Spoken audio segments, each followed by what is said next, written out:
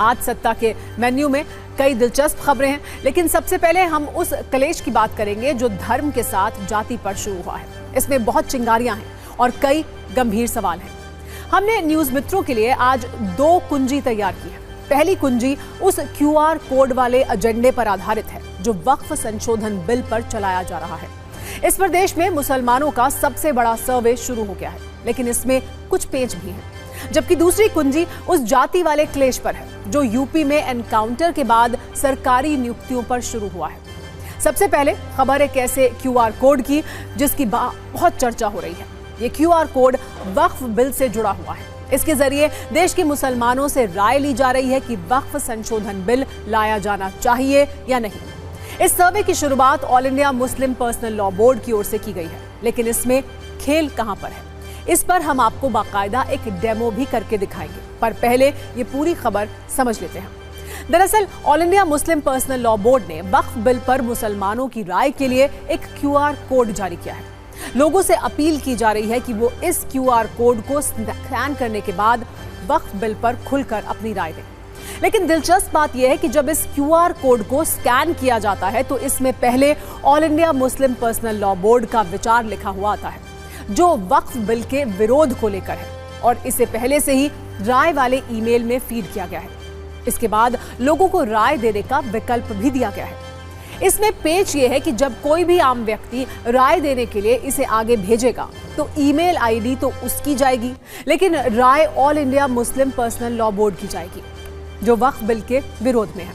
हालांकि इस मैसेज को एडिट करने का विकल्प भी दिया गया है, यानी अगर लोग चाहें तो पहले से लिखे पूरे मैसेज को डिलीट करने के बाद अपनी राय लिख सकते हैं। इसके बाद जो सर्वे वाला ईमेल भेजा जा रहा है वो उस JPC को जाता है जिसके पास वक्फ संशोधन बिल का ये विषय है, जबकि इसकी एक कॉपी वक्फ संशोधन को लेकर बनाई गई ईमेल आईडी पर भी जाती है।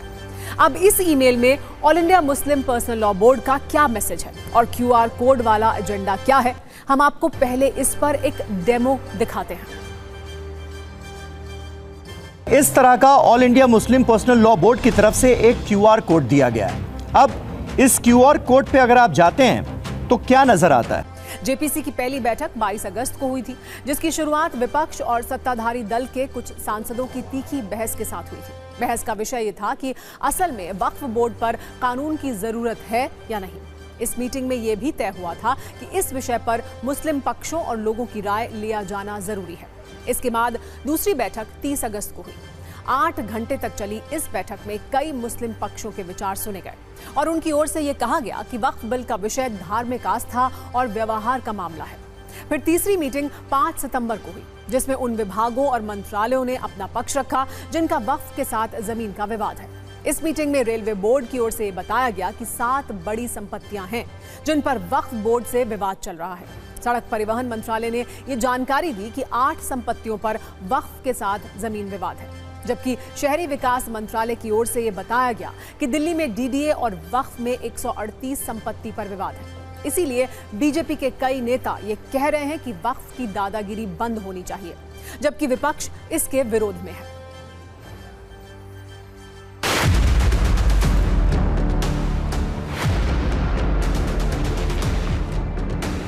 हमारी कोशिश है कि हम ज़्यादा से ज़्यादा स्टेक होल्डर से बात करें, बाहर भी दिल्ली से निकल करके राज्यों में जा कर के, क्योंकि सरकार ने अगर JPC को रेफ़र किया है तो हमारा उद्देश्य ये है कि एक ऐसा बिल लेकर के आएँ जो वक्फ का जो पर्पज़ है, चाहे रिलीजियस हो, चाहे पॉयस हो, चाहे चैरिटेबल हो, उसका गरीबों को, अल्पसंख्यकों को, महिलाओं को, ख़वातीन को, बच्चों को एजुकेशन हेल्थ के लिए मिल सके। हम लोगों को टाइम दिया गया है कि अगले सेशन तक हम इस कमेटी का रिपोर्ट सबमिट करें पार्लियामेंट को।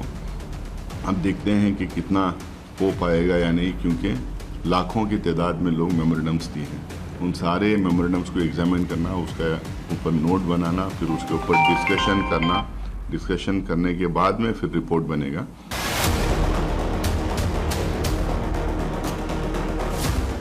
वक्फ बोर्ड जो है ये एक तरह से कांग्रेस की सरकार ने अपने कार्यकाल में जमीन हड़पने का सर्टिफिकेट दे दिया। कर्नाटक के एक गांव के किसानों का जमीन हड़प लिया, कहा पूरी जमीन हमारी है।